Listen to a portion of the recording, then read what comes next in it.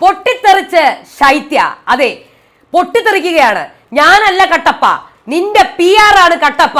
Anu back stab ചെയ്തത് നിന്റെ PR ആണ്, നിന്റെ PR ആണ് എന്റെ ജീവനം നശിപ്പിച്ചത് എന്നും പറഞ്ഞുകൊണ്ട് അലറി വിളിച്ച് കരയുകയാണ് ശൈത്യ. ഒന്നും മിണ്ടാതെ, ഒരു ഭാവ വ്യത്യാസം ഇല്ലാണ്ട് എനിക്കൊന്നും താല്പര്യമില്ല, എന്തോ ആയിക്കൊണ്ട് പോകും എന്നുള്ള രീതിയിലാണ് അനു ഇവിടെ ഇരിക്കുന്നത്. അതെ, ഈ സീസൺ ആരോപണങ്ങളുടെയും ക്യാരക്ടർ അസാസിനേഷൻ്റെയും PR-കളുടെയും വ്യക്തിഹത്യകളുടെയൊക്കെ ഒരു സീസണായി മാറിയിരിക്കുകയാണ്. അതിൻ്റെ ഒരു ഇതാണ് ഇപ്പോൾ അവരുടെ റീ എൻട്രിയിൽ നടന്നുകൊണ്ടിരിക്കുന്നത് അല്ലേ. സത്യം പറഞ്ഞാൽ എല്ലാം ഒരു PR കളികൾ, ഒരു PR സ്റ്റണ്ടുകൾ മാത്രം. ഇതിൽ ആര് ജയിക്കും, ആര് തോൽക്കും, എന്താണ് ഇതുകൊണ്ടൊക്കെ എല്ലാവരും നേടുന്നത്? എന്തെങ്കിലും നേടുമോ? സന്തോഷം, സൗഹൃദം, സ്നേഹം, ഇതൊക്കെ എവിടെയാണ്? ഇതൊക്കെ എവിടെ ചെന്ന് അവസാനിക്കും അല്ലേ? ഈ ഒരു ഗെയിമിനെ സത്യം പറഞ്ഞാൽ ഇത്രയും വൃത്തികേടാക്കിയത് ഈ ഒരു PR-കൾ തന്നെയല്ലേ. ഒന്നുമില്ലാണ്ട് സന്തോഷത്തോടെ, ഒരു PR-ഉം ഇല്ലാണ്ട് നേരെ കളിക്കളത്തിലേക്ക് ചെന്ന് ഇറങ്ങുക, സന്തോഷത്തോടെ കളിക്കുക. തെറ്റുകൾ പറ്റും, മനുഷ്യന് തെറ്റുകൾ പറ്റും, തെറ്റുകൾ പറ്റി ആ തെറ്റുകൾ തിരുത്തി പിന്നെയും കളിക്കുക. ജനങ്ങൾക്ക് ഇഷ്ടപ്പെട്ടില്ലെങ്കിൽ ഔട്ടായി പോകും, അത്രേ ഉള്ളൂ. എന്നിട്ട് എല്ലാവരും ഔട്ടായ ശേഷം എല്ലാവരും തിരിച്ചൊത്തുകൂടി സന്തോഷത്തോടെ സ്നേഹത്തോടു കൂടി ഈ ഗെയിം അവസാനിപ്പിക്കും. ജനങ്ങൾക്ക് ഇടയിൽ ഏറ്റവും ഇഷ്ടപ്പെട്ട ഒരാൾ നല്ല രീതിയിൽ PR-കളൊന്നുമില്ലാണ്ട്, ഒരു ക്രോസ് വോട്ടിങ്ങോ ഒന്നുമില്ലാണ്ട് ജനങ്ങൾ സ്വന്തം കയ്യിൽ മൊബൈൽ എടുത്ത് ഹോട്ട്സ്റ്റാർ എടുത്ത് വോട്ട് ചെയ്ത് ഒരാളെ വിന്നറാക്കും. അത് ആ ഒരു സീസൺ, അങ്ങനത്തെ ഒരു ബിഗ് ബോസ് നമുക്കിനി എപ്പോഴെങ്കിലും കാണാൻ പറ്റുമോ? കാണാൻ പറ്റുമോ നമുക്കിനി അങ്ങോട്ട്? എനിക്കറിയത്തില്ല അല്ലേ, എനിക്ക് തോന്നുന്നില്ല. കാണാൻ പറ്റണം എന്നാണ് ഞാൻ ആഗ്രഹിക്കുന്നത്. അടുത്ത സീസണുകളെങ്കിലും നല്ല സീസണുകളായി മാറട്ടെ എന്നാണ് ഞാൻ ആഗ്രഹിക്കുന്നത്. PR-കളുടെ ശല്യമില്ലാണ്ട് നല്ല രീതിയിൽ ഗെയിം കളിച്ച് ഗെയിമിനെ മാത്രം അനലൈസ് ചെയ്ത്, വേറെ ഒന്നും അനലൈസ് ചെയ്യാതെ ഗെയിം മാത്രം ഫോക്കസ് ചെയ്ത് എൻ്റർടൈൻമെൻറ്റ് വാല്യൂ, പേഴ്സണാലിറ്റി, അവരുടെ വർത്താനം, അവരുടെ ഓറ, അവരുടെ പോസിറ്റീവ്നെസ്, അവരുടെ നെഗറ്റീവ്നെസ്, ഇതിനെയെല്ലാം അസസ് ചെയ്ത് അവരുടെ ടാസ്ക്, അവരുടെ മൈൻഡ് ഗെയിം, ഇതെല്ലാം അസസ് ചെയ്തുകൊണ്ട് ഉള്ള ഒരു ബിഗ് ബോസ് സീസൺ എപ്പോഴായിരിക്കും നമുക്കുണ്ടാവുക? ഞാൻ കാത്തിരിക്കുകയാണ്. എല്ലാവർക്കും നമസ്കാരം. ഞാൻ നിങ്ങളുടെ സ്വന്തം രേവതി. വീഡിയോ ആദ്യമായിട്ട് കാണുന്നവർ ചാനൽ സബ്സ്ക്രൈബ് ചെയ്യണം, ലൈക്ക് ചെയ്യണം, കമൻറ്റ് ചെയ്യണം. ഞാനിത് പ്രതീക്ഷിച്ച തന്നെയാണ്. ഇത് പ്രതീക്ഷിച്ച കാര്യം ഞാൻ ഓൾറെഡി ഏഷ്യാനെറ്റ് ലൈവിലൊക്കെ ഞാൻ പറഞ്ഞിട്ടുണ്ടായിരുന്നു, വമ്പനടി നടക്കാൻ പോവുകയാണെന്ന്. കാര്യം ഈ സീസൺ എനിക്ക് തോന്നുന്നില്ല ഇതില്ല എങ്കിൽ ഇത് മിക്കവാറും ചിരിച്ച്, എനിക്ക് ഉറപ്പായിരുന്നു ഇനി നാളെ ഉണ്ടാവും കേട്ടോ. നാളെ ഇതിൻ്റെ കാര്യം നാളെ ഇവരെ ഇപ്പോൾ എന്ന് പറഞ്ഞാൽ ഇപ്പോൾ അവിടെ വന്നേക്കുന്നത് കൂടുതലും എനിക്ക് തോന്നുന്നു അനീഷ്, അതേപോലെ അനു, അതേപോലെ ഷാനവാസ്, ഇവർക്കൊക്കെ അവരുടെ ഗെയിം ഒന്നും കൂടുതൽ അങ്ങോട്ട് ഇഷ്ടപ്പെടാത്ത കണ്ടസ്റ്റൻസാണ്. ഇനി നാളെ വരാൻ പോകുന്നത് ഇവരെ സപ്പോർട്ട് ചെയ്യുന്ന ആൾക്കാരാണ്. അങ്ങനെയാണ് ഇപ്പം അപ്പാനിയൊക്കെ അനുവിൻ്റെ കൂടെ ഇങ്ങനെയാണ് പൊക്കോണ്ടിരിക്കുന്നത്. പക്ഷെ ഒരു കാര്യമുണ്ട്, ഒരു മെയിൻ കാര്യം, ഇവരൊക്കെ അനുഭവിച്ച ഒരു ട്രോമ, സൈബർ ബുള്ളിയിങ്, ആരോപണങ്ങൾ, വ്യക്തിഹത്യകൾ, ഇതെല്ലാം ഇവരെടുത്തങ്ങിടെയാണ് ഇതിനകത്തേക്ക്. സത്യം പറഞ്ഞാൽ ഇവരെടുത്ത് ഇടുകയാണ് ചെയ്യണത്. അത് ആർക്ക് ബെനിഫിറ്റ് ആകും, ആർക്ക് അത് നഷ്ടമാകും എന്നുള്ളത് നമുക്കറിയില്ല. പക്ഷെ ശൈത്യ ഇവിടെ പൊട്ടിത്തെറിക്കുന്നുണ്ട് ആ കുട്ടി. കാര്യം എന്ന് പറഞ്ഞാൽ, ഒന്നാമത്തെ കാര്യം, ശൈത്യയുടെ ഭാഗത്ത് നിന്ന് ഗെയിമിനകത്ത് അനുവിന് എഗൻസ്റ്റ് ആയിട്ട് ഒരു മൂവ്മെൻറ്റ് നടന്നിട്ടുണ്ട്. നമ്മളെല്ലാവരും കണ്ടതാണ്. അനുവിന് എഗൻസ്റ്റ് ആയിട്ട് നേരെ തിരിച്ച് ജിസേലിൻ്റെ അടുത്ത് ശൈത്യ പറയുന്നത്. ആ നിമിഷം തൊട്ടാണ് ശൈത്യയ്ക്ക് കട്ടപ്പ എന്നുള്ളൊരു പേര് വന്നത്. പിന്നെ ഈ സീസണിൽ എല്ലാവരും കട്ടപ്പയാണ് കേട്ടോ. ശൈത്യ ആദ്യത്തെ കട്ടപ്പയാണെങ്കിൽ ബാക്കിയുള്ള എല്ലാവരും, അനു ഉൾപ്പെടെ, ഈ സീസണിൽ എല്ലാവരും കട്ടപ്പകളാണ്. ഒരാൾക്കും അങ്ങോട്ടും ഇങ്ങോട്ടും ഒരു വിശ്വാസമോ സ്നേഹമോ ഇല്ല, ഒരാൾക്കുമില്ല. ഞാൻ പറയണ അനീഷ് ഉൾപ്പെടെ ഞാൻ പറയണത്, എല്ലാവർക്കും ഒരു വിശ്വാസം, ഒരു സ്നേഹം, എല്ലാ ഇമോഷൻസും കോംബോസും എല്ലാം ഗെയിമിൻ്റെ ആസ്പദമാക്കിയിട്ടാണ് ഇവിടെ പൊക്കോണ്ടിരിക്കുന്നത്. സത്യമായിട്ടും ഇതിനകത്ത് എത്ര കോംബോസ് പുറത്തു പോയിട്ട് നല്ലൊരു കോംബോ ആയിട്ട് പോകുന്നൊന്നും എനിക്കറിയത്തില്ല. ഇതിനകത്ത് എത്ര റിലേഷൻസ് പുറത്തു പോകുമ്പോൾ കണ്ടിന്യൂ ചെയ്യുന്നു എനിക്കറിയത്തില്ല. ആ രീതിയിലുള്ള വഴക്കുകളും ആരോപണങ്ങളുമാണ് വന്നിരിക്കുന്നത് ഇതിനകത്ത്. ഞാനിപ്പം ഈ വിഷയത്തിലേക്ക് കടക്കാം, ശൈത്യയുടെ വിഷയത്തിൽ ആദ്യം കടക്കാം. ഇവരെല്ലാവരും കൂടെ സംസാരിച്ചുകൊണ്ടിരിക്കുമ്പോഴാണ് ശൈത്യ പൊട്ടിത്തെറിക്കുന്നത്. ഞാൻ മുൻഷി രഞ്ജിത്തിൻ്റെ കാര്യം പിന്നെ വരാം. പുള്ളിക്കാരൻ ആദ്യത്തെ ദിവസം ചെയ്യാൻ പറ്റാത്തതുകൊണ്ട് എന്തൊക്കെയോ അവിടെ കിടന്ന് കാണിച്ചു കൂട്ടുന്നുണ്ട്. സാരി ഉടുക്കുന്നു, ദേഷ്യപ്പെടുന്നു. ഈ സംഭവങ്ങളൊക്കെ അന്ന് പുള്ളിക്കാരൻ ഒരാഴ്ച കാണിച്ചിരുന്നുവെങ്കിൽ ഒരു 50 ദിവസം കൂടെ പുള്ളിക്കാരൻ നിന്നേനെ. മനസ്സിലായോ? കാര്യം ആദ്യത്തെ ആഴ്ച നമ്മൾ എന്ത് കോപ്രായം കാണിച്ചാലും ജനങ്ങൾ നമ്മളെ എതിർക്കും. അത് കഴിഞ്ഞ് രണ്ടാമത്തെ ആഴ്ച ജനങ്ങൾ നമ്മുടെ കൂടെ വരും, നമുക്ക് സപ്പോർട്ട് കിട്ടും. അതാണ് നമ്മുടെ വേറെ നല്ല പ്ലെയേഴ്സ് ഇല്ലെങ്കിൽ, നല്ല പ്ലെയേഴ്സ് ഒന്നും വന്നില്ലെങ്കിൽ നമുക്ക് സപ്പോർട്ട് കിട്ടും. മനസ്സിലായില്ലേ? അത് അങ്ങനെ പല മലയാളം സീസണുകളിലും നടന്നിട്ടുണ്ട്. സോ ഇപ്പം രഞ്ജിത്ത് വന്നിട്ട് ഒറ്റ ദിവസം കൊണ്ട് സപ്പോർട്ട് ഉണ്ടാക്കുമെന്ന് ഗെയിം കളിക്കാന്ന് വെച്ചാൽ നടക്കാത്ത കാര്യമാണ്. പുള്ളിക്കാരൻ അവിടെ കിടന്ന് എന്തോ കാണിച്ചു കൊടുത്തു. പക്ഷേ ഗെയിം ഇപ്പോൾ പുറത്താണ് നടക്കുന്നത്. ശൈത്യ അവിടെ ഇരുന്ന് പറയുന്നുണ്ട്, ഞാൻ എങ്ങനെ നിന്നെ ബാക്ക് സ്റ്റാബ് ചെയ്തു എന്നാണ് നീ പറയുന്നത് എന്ന് അനുവിനോട് ചോദിക്കുന്നുണ്ട്. അപ്പോൾ അനു, എനിക്കറിയില്ല ശൈത്യ, എനിക്ക് പുറത്ത് എൻ്റെ ലൈഫുണ്ട്, എൻ്റെ ലൈഫ് വെച്ചാണ് നീ കളിക്കുന്നത്, നീ പറയാൻ നോക്ക്, നിന്റെ PR ആണ് എന്നെ ബാക്ക് സ്റ്റാബ് ചെയ്തത്. അപ്പോൾ അനു എണീറ്റ് അങ്ങ് പോവുകയാണ്. PR ആണ് എന്നെ ബാക്ക് സ്റ്റാബ് ചെയ്തത്. എന്തൊക്കെ ചെറ്റത്തരമാണ് നിന്റെ PR അവിടെ ചെയ്ത് കാണിച്ചതെന്ന് അറിയാമോ? ഞാൻ നിന്നെ ഒന്നും ചെയ്തിട്ടില്ല. ഓരോരുത്തർ ഓരോ ചോദിക്കുമ്പോൾ ഞാൻ അങ്ങ് വിടുകയാണ് ചെയ്യുന്നത്. എന്ത് മോശമാക്കിയാണെന്ന് അറിയാമോ എന്നെ ചിത്രീകരിച്ചിരിക്കുന്നത്? അപ്പോൾ സാറേ അനു അനു എന്തോ അന്ന് മൊണ്ണ എന്നെന്തോ പറഞ്ഞില്ലേ, ആ സംഭവത്തിനെ ശൈത്യ തിരിച്ചു പറഞ്ഞിട്ടുണ്ട്. സംഭവം ശൈത്യ പറഞ്ഞിട്ടുണ്ട്, അനുവിന് എഗൻസ്റ്റ് പറഞ്ഞിട്ടുണ്ട്. പക്ഷെ അത് ശൈത്യക്ക് എഗൻസ്റ്റ് ആയിട്ട് വൻ ഇതായിട്ട് മാറി.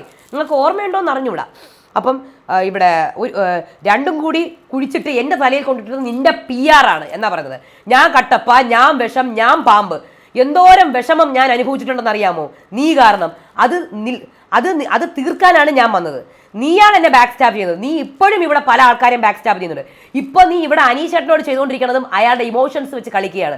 പുറത്ത് മറ്റേ പ്രോഗ്രാമിൻ്റെ കാര്യമൊക്കെ പറഞ്ഞിട്ടുണ്ട് കേട്ടോ പുള്ളിക്കാരി ശൈത്യ, അത് പറയേണ്ടിയിരുന്നില്ല. മറ്റേ ആളുടെ പേരൊക്കെ വെച്ച് പറഞ്ഞിട്ടുണ്ട് ശൈത്യ. എത്ര ദിവസം ഞാൻ ഉറങ്ങിയിട്ടെന്നറിയാമോ? ഞാനൊരു കാര്യം പറയാം, നമുക്ക് ഈ ആരാണെങ്കിലും ഈ സൈബർ ബുള്ളിങ് കിട്ടുക എന്ന് പറഞ്ഞാൽ അതിൽ പരം ഭയങ്കര ഇത്. ഇപ്പം അത് വേറൊരു ഇതാണ് കേട്ടോ. നിങ്ങൾക്ക് കമൻറ്റ് ചെയ്യുന്നവർക്കും കാണുന്നവർക്കൊന്നും അത് അനുഭവിച്ചാലേ മനസ്സിലാവുള്ളൂ. ബിഗ് ബോസിൽ പോയ ആൾക്കാരുടെ നെഗറ്റീവായ ആൾക്കാരുടെ, നിങ്ങൾ നെഗറ്റീവായ ആൾക്കാരെ കുറിച്ച് ചിന്തിച്ചിട്ടുണ്ടോ എപ്പോഴെങ്കിലും? ചിന്തിക്കണം കേട്ടോ എപ്പോഴെങ്കിലും. അവരെ എപ്പോഴും വെറുക്കുക മാത്രമല്ല, അവരെക്കുറിച്ച് ചിന്തിക്കുക. അവർ തെറ്റുകൾ ചെയ്തിട്ടുണ്ടാവും, എന്നാൽ ഇപ്പുറത്ത് ഫാൻസ് ഉള്ളവരും തെറ്റുകളൊക്കെ ചെയ്തിട്ടുണ്ട്. പക്ഷെ അതൊക്കെ വൈറ്റ് വാഷ് ചെയ്യുകയും അതൊക്കെ ഇതായി പോകുന്നു. പക്ഷേ ഇവർ തെറ്റുകൾ ചെയ്തിട്ടുണ്ട്, പക്ഷെ അവർ മനുഷ്യരാണ്. അതും കൂടെ ഒന്ന് ചിന്തിച്ച് നോക്കുക. പക്ഷെ അവർ കടന്നു വന്ന വഴികളുണ്ടല്ലോ, അത് ഭയങ്കര വഴികളാണ്, ഭയങ്കരമായ വഴികളാണത്. ആ വഴി കടന്നു വന്നു സത്യമായിട്ടും. ഫ്രം സീസൺ 2 തൊട്ട് നമുക്ക് നോക്കാം, ഇഷ്ടം പോലെ ആൾക്കാർ, നെഗറ്റീവായ ആൾക്കാർ, അവർ ട്രോമയായിരുന്നു, അവർക്ക് ഡിപ്രഷനായിരുന്നു. അതിൽ പോലെ ഒരു ട്രോമ. കാര്യം നമ്മുടെ ആൾക്കാർ ഇതിനെ ഗെയിമായിട്ടല്ല കാണുന്നത്. നമ്മുടെ ഇവിടുത്തെ ആൾക്കാർ മലയാളം ബിഗ് ബോസിലെ പ്രേക്ഷകർ ഇതിനെ ഗെയിമായിട്ടൊന്നും അല്ല കാണുന്നത്.